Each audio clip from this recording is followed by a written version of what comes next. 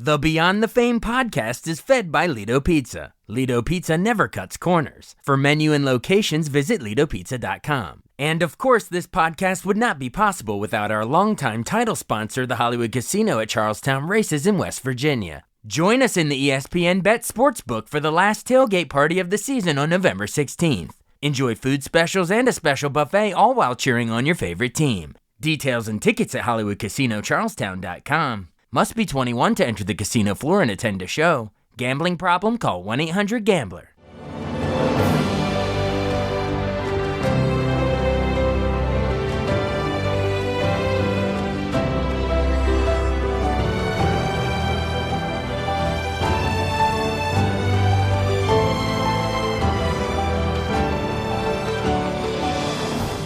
Welcome to the newest episode of Beyond the Fame with Jason Fraley. I'm your host, Jason Fraley, picking the brains of the top filmmakers, musicians, and artists of our time. Prolific guitarist John Five rocks the Tally Ho Theater in Leesburg, Virginia on Wednesday, November 5th. He called in to discuss his early days touring with David Lee Roth before long runs with Marilyn Manson and Rob Zombie, and now currently splitting time between touring with Motley Crue and solo shows like this one in Virginia. Hey, John Five. Hey, thank you so much for joining the show today. Absolutely. Thanks for having me. We are talking to the legendary guitarist John Five because you're going to be coming to the Tally Ho Theater in Leesburg, Virginia on November 5th, and you're touring with Richie Kotzen, of course, of Poison, Mr. Big, Winery Dogs. He's done a bunch too. So let's start there. What's it been like touring with Richie? I mean, you guys are doing a bunch of dates together all over the country, right? Yeah, he's wonderful. He's, of course, I've loved Richie for a long time, and he's an incredible musician, incredible singer. So it's just seemed like a bill that should have happened a long time ago. And I'm very, very happy it's happening now. So it's really exciting. And I think people are really going to enjoy it. I mean, I would. Yeah, and isn't that the best litmus test? If you're thinking, would I enjoy this song? Would I enjoy this set list? Then probably your fans are going to. Exactly. That's exactly it. I always put myself in that position and I go, would I go see this? Would I enjoy this? And so this is definitely, one of those things that I think that is just a no-brainer. Awesome. Well, if our listeners or viewers turn out to the Tally Ho Theater in Leesburg, you each take turns. You have your own sets, right? It's one after the other. You're not like on stage at the end for like a duel or anything? No, we don't have anything planned like that. So we're just going to do our shows and it's going to be a lot of notes. Absolutely. But you never know what could happen. You got to go to the show. You never know. Awesome. Have you played Tally Ho before? Do you know? I mean, you've played so many places. I played so many places. Yeah, I believe I have played there. Yeah. Yeah, you've rocked them all. But yeah, probably it's a great spot. We're really excited to have you there. And I should say, people listening and watching this entire time you've had this guitar in your hand. It's not plugged in or anything, folks, but I wanted to point it out because it's like a running back that never puts the football down because you get used to it. And for you, your whole life, you've just carried the guitar your whole life, right? It's like a part of you. Yeah, it's weird. I've been playing since I was 7, so I always have it with me. And I've never missed a day of playing, even when I'm like traveling or sick or anything. I've always played. It's very odd. It's like a whoopee almost.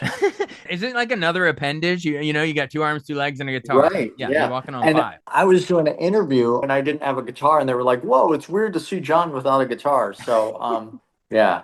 We'll recontextualize the 5 in your name. It's your 5 appendages. You got 2 arms, 2 legs, and the guitar at all times, walking on all 5. Yeah. Awesome. Well, let's go there. You mentioned that you've had it. You've started playing at age 7, you said? So yeah.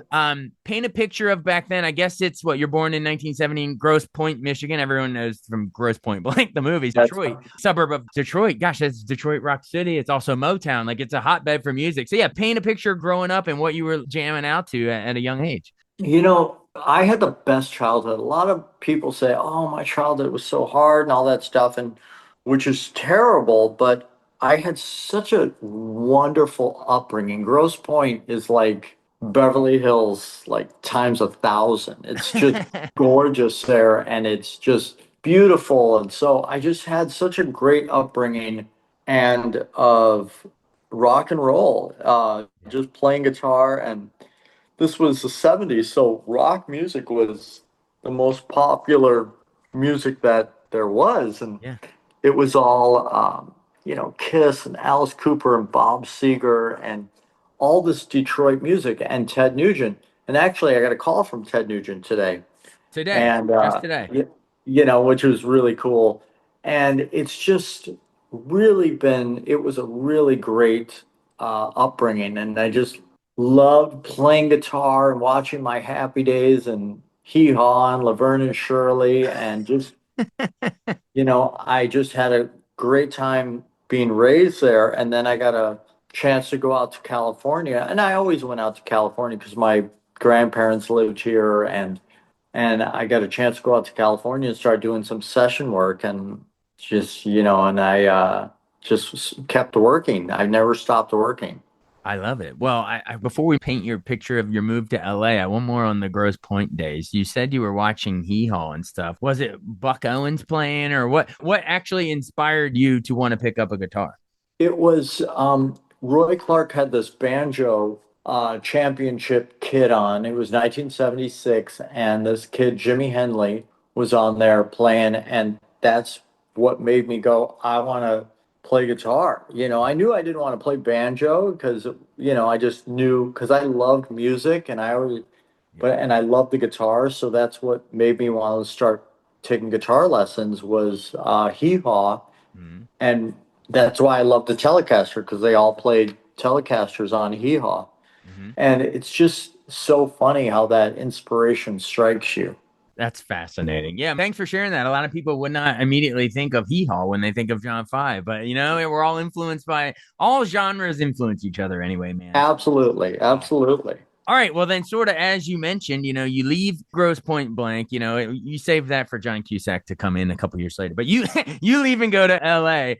And yeah, I guess you start playing in various bands starting what age 17 out there in L.A. on the West Coast. I guess Whitesnake's Rudy Sarzo invites you to play with Sun King. I guess Lita Ford asked you to play with her, and you're opening for freaking Kiss at that point. So is that a moment where you're like, I've made it? They're from Detroit Rock City. Those were my heroes, and now we're touring with them. I think the real moment to be like, all that was incredible. And I was Yeah. like, wow, this is incredible. This is so cool. But I think the real moment, because I remember having this moment, is I was at the VH1 Fashion Music Awards playing with Katie Lang, and we were opening the show. And when the curtain opened, I started the song, and there was Prince, Madonna, Peter Gabriel, and all the celebrities were in the front row, and they were Oh watching. God. And I was like, I remember getting off and calling my sister, and I go, this is something different. This is something special. So What song that's were you what playing at that? Was it Constant Craving, or what was the Katie Lang song you were playing? it was. You're absolutely right. That is Katie Lang, but that's on an album called Ingenue, and I played on the next one Okay. called All You Can Eat. And it was such a wonderful tour. And I really felt like this is something very special that's going on. I remember calling my sister and going, this is something else. That's so great. Looking VH1, I guess, and looking out in the crowd and seeing all of those legends you mentioned. At that point, you'd made it. And then I guess right after that, these pinch me moments continue to happen because shortly after that, in 98, you start touring with former Van Halen frontman David Lee Roth. Legends here. His Yeah. solo, his solo stuff he's doing there in the 90s. I guess Eddie Van Halen had been one of your heroes growing up. So is this another dream that's coming true? You're now getting to play guitar with the David Lee Roth? Absolutely. I mean, Van Halen and those guys, they were my heroes. They were like literally my superheroes, and they were untouchable. Yeah. It's not like today Yeah. where you can look and see what someone's doing. Yeah. Social media. There's so much access to celebrities now. Back then, they were larger than life. Yeah, demystifying. But Yeah. back then, the only way you could get any information is from what was published Hmm. in a magazine or anything like that, or an interview. And but now, and that's what's so strange. Everybody has a microphone now. Everybody. Look at us right now. We're on Zoom from my home Yeah. and your home. Billions, billions and billions and billions of people can say whatever they want anytime. And it was so different back then. So when I got a chance to meet Dave and talk with him about making a record, it was, because these guys were literally untouchable. And growing up at the clubs in Hollywood, it was different because these guys would go to the clubs, Guns N' Roses and Motley Crue and Skid Row, and like all these guys were at the clubs. It was so strange. And then on top of that, they would get up and play. They would get up and play, and just like the Guns N' Roses guys would get up and play at some club. But now you can't do that, because everything would be on, YouTube in less than a second. Right, right. A magical time. The 80s and 90s, magical. Yeah, time. magical, and totally magical. Because there was just enough of this technology starting to come out that it was like starting to improve our lives a little. Computers, internet were just starting, so we got a little of the benefits of it. Cable TV, but it wasn't. But it was still enough of that off the grid, old school days. It was the perfect sweet spot, if you ask me. I miss those days. I mean, I love technology, and I love YouTube, and I love Instagram. I mean, I use it for such an educational tool for music, and YouTube for learning and all that stuff. And I love when a lot of people don't like when they record concerts. I love it. It's my favorite. Invite people at the Tally Ho. Go ahead and film it, baby. Absolutely. I say it at the show. I say, if you guys want to film the show, it's your phone. You can do whatever you want with it. And it's free promotion for you. And it's wonderful. I look at it this way. I look at it, sometimes there's people that are not well, that can't get to the show. Maybe they don't have money. Maybe they're in a different country. And I'm like, let them see the show as well. I think it's a wonderful thing, technology, in that way. That's very democratic of you. Yes, it does level the playing field a little bit. And, you address the FOMO of all those folks. You let them have a sneak peek of the show. I like it. Like, it's your phone. You can do whatever you want. You can film it if you want. And I love it. That's so bravo, sir. That's awesome. People listening and watching this are going to appreciate that. One more on the David Lee Roth playing. Which Van Halen songs did you grow up noodling with the most? Was it Eruption? Really got me running with the devil. What was your jam? I was such a huge Kiss fan that I bought Van Halen 1 because it said Gene Simmons on the album. Okay. And I was like, wow, and I heard through magazines that he had a little association. Gene Simmons had an association with Van Halen. And so I was like, oh, I can't believe it. And I remember getting the record, and I was obsessed, the first Van Halen record. I was just obsessed, and that's all I did, Van Halen 1. I remember when Van Halen 2 came out, and then I remember vividly Women, Children First coming out and Fair Warning. I just got everything. And the very first time I saw them was on the 1984 tour. That was with Jump and all in Panama. Yeah. Luckily, later in life, being friends with Eddie, and of course being very close with Dave and Mike, and it was just it's just been a wonderful life. It really has. I would have never have dreamt this. It's just been incredible. Listen to you quoting Jimmy Stewart, George Bailey, Wonderful Life here. No, and people aren't going to expect what a great movie that is. Oh, too. I can talk movies with you all day, man. That's my I love movies. That's my superpower. Side tangent, because I want to get into Marilyn Manson and everything else, but pause really quick. Give me a year. I can tell you what won the Oscar. Just say a year. Any year. Well, that movie's existed. Yeah. So if I give you a year, you can tell me a movie? Yep, let's go. Yeah, just tell me. 1972. That Godfather wins that year. Yeah. Did you see The Offer?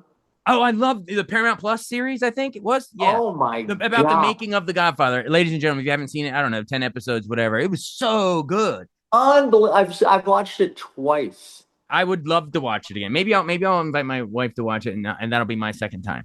Now, really quick, when we have you seen 1883? I have not.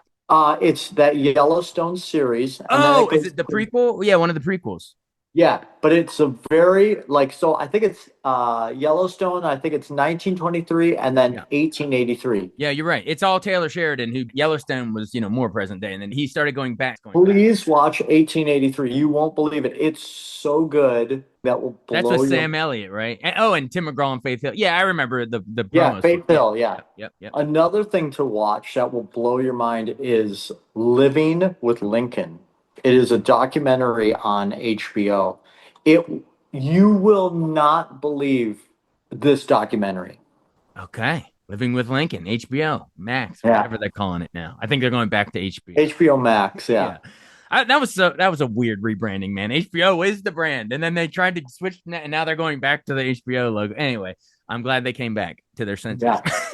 All right, well, you and I could talk movies all day, seriously. So, but I know I got to get it back on track. Let's just say you were a 1970 Mash and Patton baby, and I was a 1984 Amadeus, Ghostbusters, Terminator. What else was? Amadeus, my favorite movie. Really? It really is? Oh yeah, That was the year I was unbelievable. born, so that's dating myself. But there you go. It's a great movie. Great movie. Milos Forman, Brilliant. unbelievable. And what an idea too. The like, just the idea of coming up with that, right? And it's like we're gonna follow an amazing composer, Salieri, who otherwise probably would be a legend himself, but he just happens to be born at the time of Mozart. This little Yeah. shit kid. And filmed in Czechoslovakia at the time because everything looked the same. Everything they didn't really do much to like this certain area they were filming. Oh yeah, well, he was part of that Czech new wave in the '60s with like Fireman's Ball and Loves of a Blonde and all those movies that came out in the '60s, and then he jumped over here and did One Flew Over the Cuckoo's Nest, won Best Picture Yeah, and all that, yeah, and then Amadeus and the rest. So anyway, we'll go all day, but Milos yeah. Forman, rest in peace. I saw him in person one time at the AFI Silver in Silver Spring, Maryland. He did like a post show Q&A after a Cuckoo's Nest screening. Anyway, Oh great wow. great stuff. All right, I'll bring it back around now. All right, so where were we? Oh yeah, David Lee Roth. All right, and then in around '98, you join for one of the most famous parts of your career. We got to talk about it. The band Marilyn Manson. Yeah. It's actually segue. I thought we were going off course with the movie stuff, but we can segue back because Marilyn Monroe movies and Charles Manson. It's like a pop culture, but with a little danger. I don't know. Always a cool band name to me. That's absolutely. Yeah, I mean, so smart, so great. So genius. Is it true that his team had hung up on you when you cold called to audition a couple years earlier in like '96, and then like, a couple years later, Manson reaches out to you, invites you to lunch to join your band? Is that true? That's absolutely true. I loved Manson so much, and I heard they were looking for a guitar player, Mm-hmm. and I called the studio and I said, "Hey, I understand you're looking for a guitar player," and they were like, "We found somebody." Click. And then it was, you know, a couple of years later, I was playing with Rob Halford, and we were on the road, and Manson was on the same bill but canceled. And I got a call when I got home, and it was Tony Siula, Manson's manager, saying, "Would you like to have a meeting?" Because I was had a record with Rob Halford and Trent Reznor on Nothing, Trent Reznor, Nine Inch Nails, Of course, yeah. Not to put mention out, genius movie composer now. Anyway, yeah, put out this record with Halford and myself called Two, and that's how the Marilyn Manson um, thing got together. And so I didn't even audition. He just said, "This is what we're doing, and your name's right. going to be John Five." And So he named you John Five, and yes, that's not after like Short Circuit, Johnny Five is alive or anything. Manson just named you. right, exactly. Yeah. And he named me, and I remember going home like and practicing my autograph, that because you write your name a certain way Sure. your whole life. And then I remember going home and practicing that and stuff. It's like I gotta, I know how to write John, but I need to practice my fives. Right. uh, Great. And then, well, I guess what your first? Did I read your first live performance was on MTV Video Music Awards? I mean, first live with Marilyn Manson. Yeah, that's the absolute first live performance that we ever did was the MTV Video Music Awards. And I was always on the road. I was working and touring. So I never got to see Marilyn Manson, but I Yeah. always wanted to. So here it is, the MTV Video Music Awards. and I'm playing, and I'm kind of watching those guys because that was the first time I got a chance to see them was when Yeah. I was on stage with them.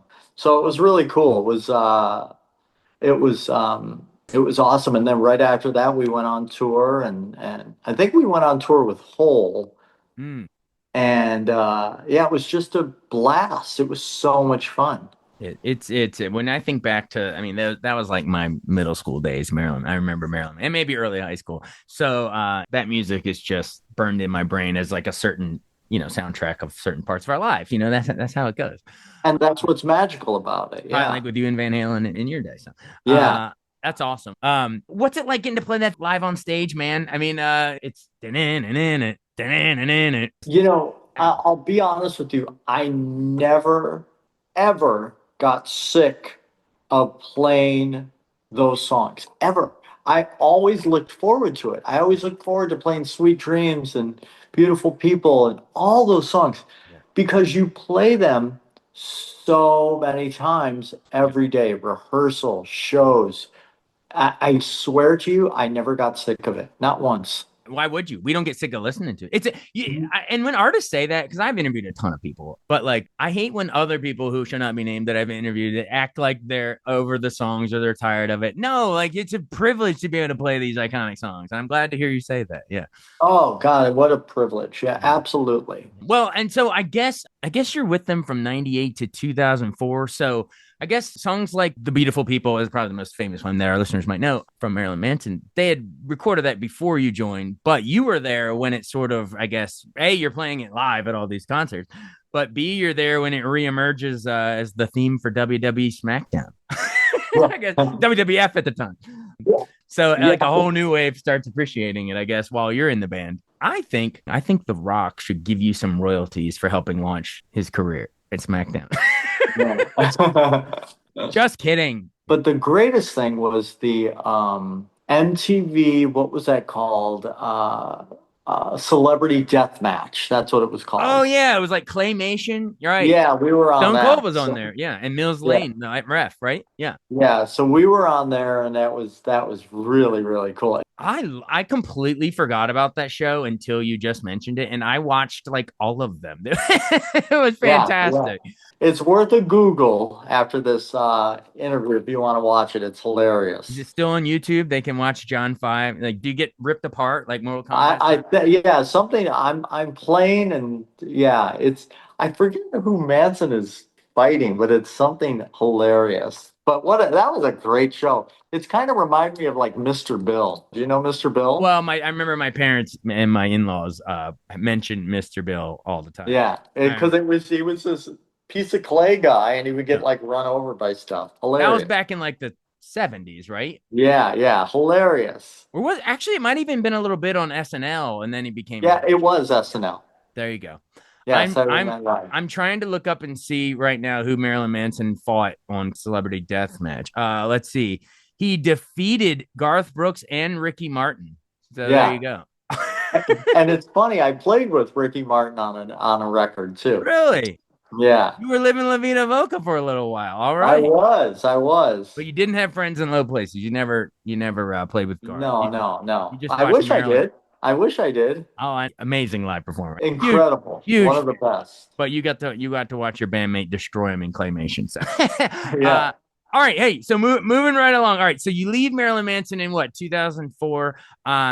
Was there? Should I ask why? Wasn't there like an incident on a stage in Germany? You bumped into each other, or is that overblown? No, it wasn't because of that, but I did get let go. A lot of people don't Okay. know, but I did get let go, and then which I was devastated, and then then I put out my first instrumental record. Didn't you do a solo guitar in 2004? That same year, Vertigo, right? Yes, yeah. Speaking of So movies, one of my all-time favorites, Hitchcock. great one, Is great that why one. you named it that, or what? Actually, it's my mom had vertigo at the time, and then I was watching the movie, and I was like, God, what a great album title! Because the Yeah, album is so weird and so crazy, and yeah.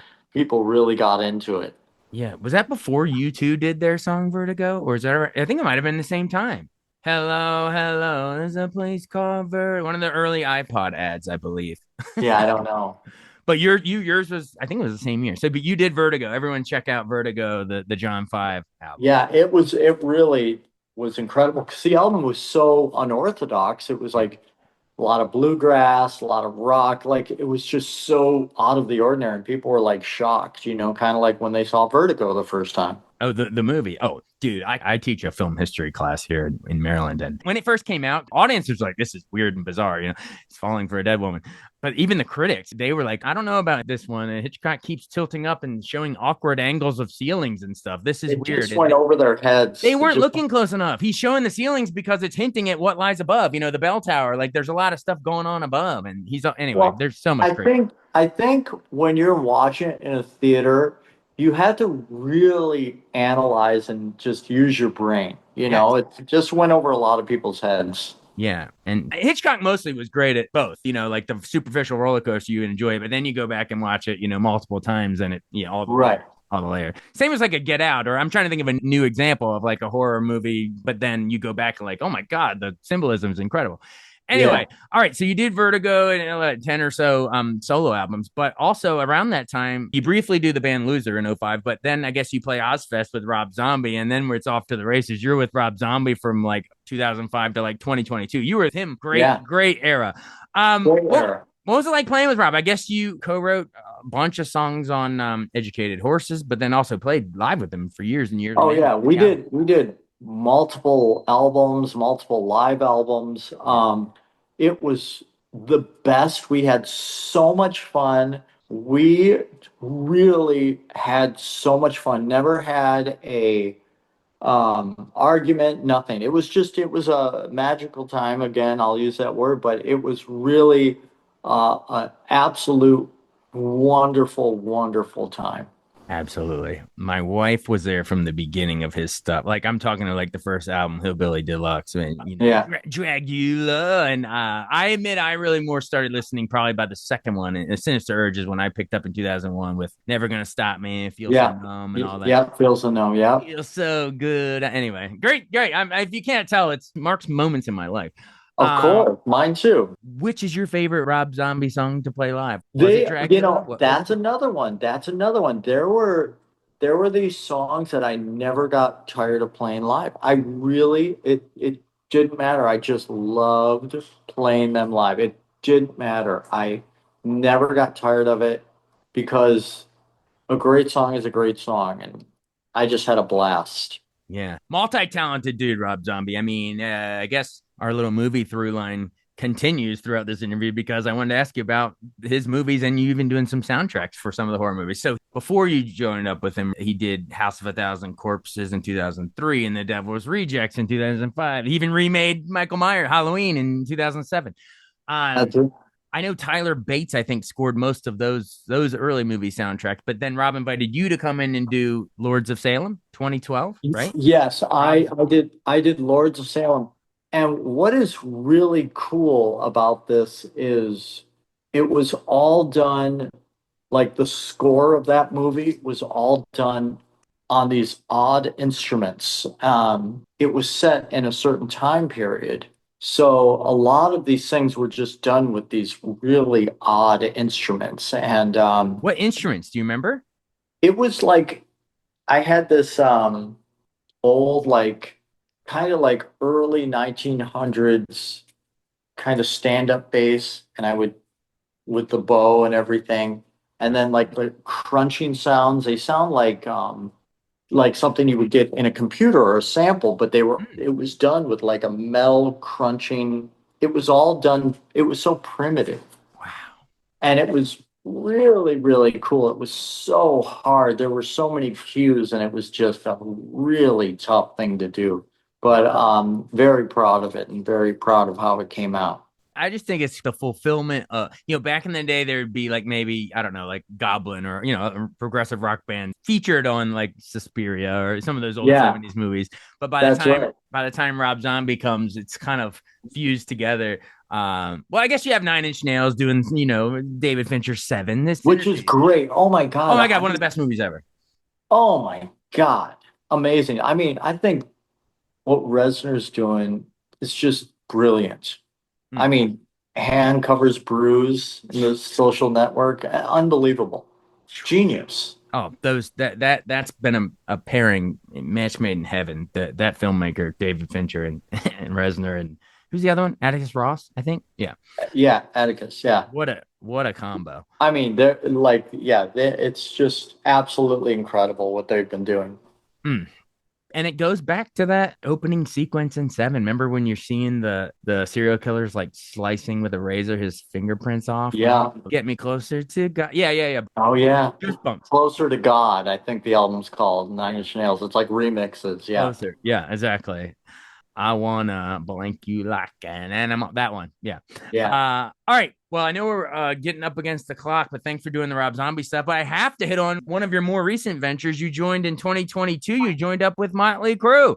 Was that because co-founder Mick Mars, he had some like health issues, right? So you replaced him out on the road. Is that what happened? Yeah, he retired and he gave the band like 40, God, 40 something years. And just, you know, I love Mick Mars, and he retired, and luckily they asked me to fill in, and I know Mick well, and he was very supportive and really happy I was there. And so and I've known the guys for a long, long time. Mm-hmm. And I mean, I would go to their shows and I'd be in Mick's dressing room, the whole time talking with him and stuff. Of course, I'd say hi to the guys, but Mick's my friend, and of course, I've known Nikki and Tommy forever too. So it really just fit really well.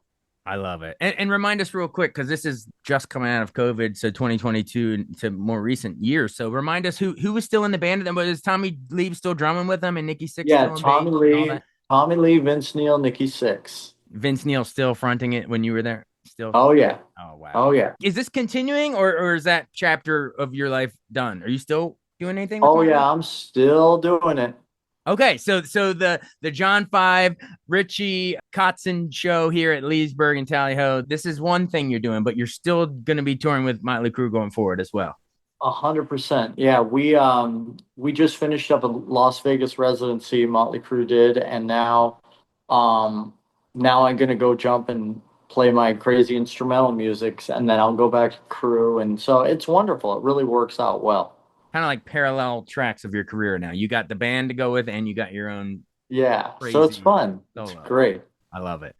Well, hey, speaking of great, this has been great. I really, really appreciate you talking with me. You've been so down to earth, and I love that you're holding the guitar the whole time.